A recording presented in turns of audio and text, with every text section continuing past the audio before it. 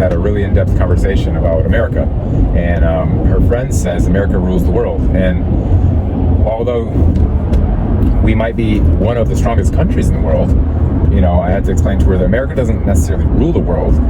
We're a superpower in the world that is very wealthy and very strong and powerful, and that we are independent countries. So technically, none of us rule the world. But and she asked, does God rule the world? And I said, well, essentially, my belief system is that God created the world, and that someday He'll come back, and Jesus will come back and potentially rule the world. But today, He's given us free will to choose for our actions, and that someday we will be judged for our good, bad, and indifferent things that we've done on this earth. So, technically speaking, we're all sitting here trying to do the best that we can, in each country. And so to answer the question, I'm trying to be philosophical with a 5-year-old, a 6-year-old, but this is the conversation that gets repeated and happens more frequently, and helps our children create this baseline thinking and this way of having good habits. So let me ask you guys, put in the comment section, what kind of conversations do you have with your kids and grow them up and to teach them the ways of the world, and the conversations that they may have at school that carry into their belief system? What are those conversations that you're having? America rules the world? Well, technically no. Could we be considered the strongest nation? That's a debate that I'm sure other countries would like to have with us. But there's a lot of good and wealth and strong power that we have, and with that comes responsibility of doing for others that they can't do for themselves. And that gets us in trouble at sometimes, and sometimes it doesn't. But that's my answer to, does America rule the world? Craig Taxis are this doing. Alright, y'all, it is 8:14, this is 9:14 Tuesday, and we got a heavy upper body, and this is the last week that we're going to do the heavy upper body until we switch circuits a little bit. But I woke up today for some reason with like a nice knot in my back right in the center, so we're going to use a little lacrosse ball and kind of roll it out.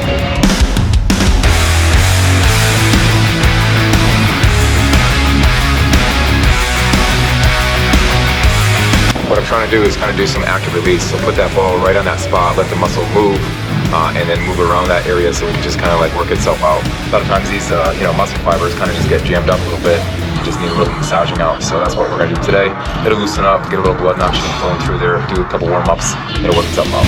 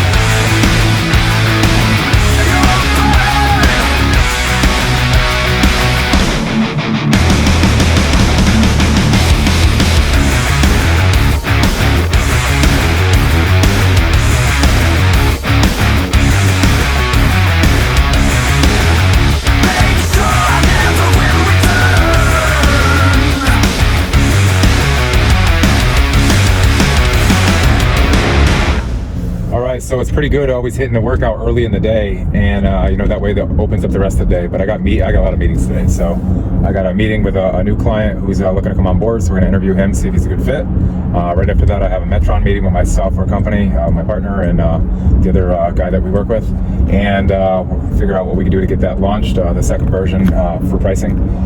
Third, I have, what's next? I think I have a second meeting with another client prospect looking to come on board.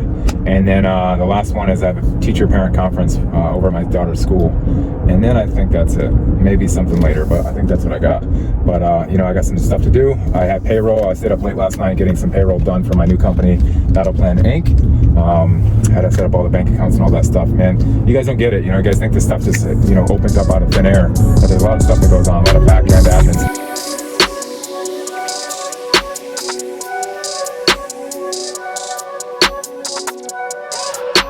So hand care. So if you're lifting a lot of weights and you're going through it and you have all the calluses, get one of these guys. It's like a shaver, like a hand shaver. And so I already did a couple of them, so it kind of looks like that. But basically, you find that hard spot, pull that down, and then you're shaving it off. And you want to do this because obviously then you don't get your hands ripped off. I've done it where a whole callus is ripped off and then you're out of commission for like a week. So basically, you want to shave it down and do this every twice, a couple times a week. If need be, if your hands are callousing that bad, depending on what you're doing, maybe CrossFit stuff, functional fitness, that's more bar work. This hand's gotta be done, so. See, I'm gonna have to pick this up off the floor, but that's what it looks like. Not seeing. All right, world. So this little girl, Fabiana, is gonna turn six tomorrow. How excited are you? So excited. What's gonna happen tomorrow? I'm gonna be 6. You're gonna be 6? And what happens when you turn 6? Like you wake up tomorrow and you're like, oh my gosh, I'm 6 years old. What happens? I am going to Kids Castle. We're going to school first. Yes. And then what happens at school? And then my mommy's picking me up, and then we go to Kids Castle, and then What's Kids Castle? It's a big playground. Really? Mm-hmm. I've never been there. What? I'm not a kid.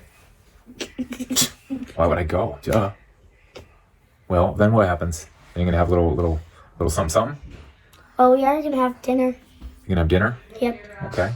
Do you get presents? Is your birthday? Do you get presents? Yes. What do you want? Yes. What do you want? Whatever they give me. That's a great answer. Are you gonna be happy with all of them? Because you like things, huh? Mm-hmm. What's the most favorite thing you want? Whatever they want to give me. That's another great answer, but what do you want? You sound like the girl from Coming to America, which you don't know what that is, but you guys might. Whatever you wish for. So that's a great answer. We'll go with that, because that way you get something tomorrow. Was it? You're speaking to my dad here. I can't hear anything on that one. Horsey. I don't know what you want to see. I haven't told them that. Really a horsey? I really want a horse. We have a couple horses downstairs. They're like toy horses, but... Yeah, they're not real. I want a real horse. A real horse? Yes. That's interesting. And a real barn. Okay. Well, I'm sure the people aren't going to give you a real horse and a real barn. That's a big gift. Yeah. 6 years old, maybe like 25. Right? Maybe like 25 years old. A quarter century. Well, I am gonna get a parrot. A parrot? It's a little bit more reasonable, but that's still a big gift. Do you know how many animals that are in this house right now? Giving away. Too many. Anyway, world, this little one turns 6 tomorrow. Thank you for hanging with us and enjoying this banter back and forth with my 6-year-old. 5-year-old, soon to be 6-year-old, right? All right, cool. Well, you guys enjoy the night. I'm going to go and spend some time with these kids, and I'll catch you later. Say, see you later, world. See you later, world. Give me a wink.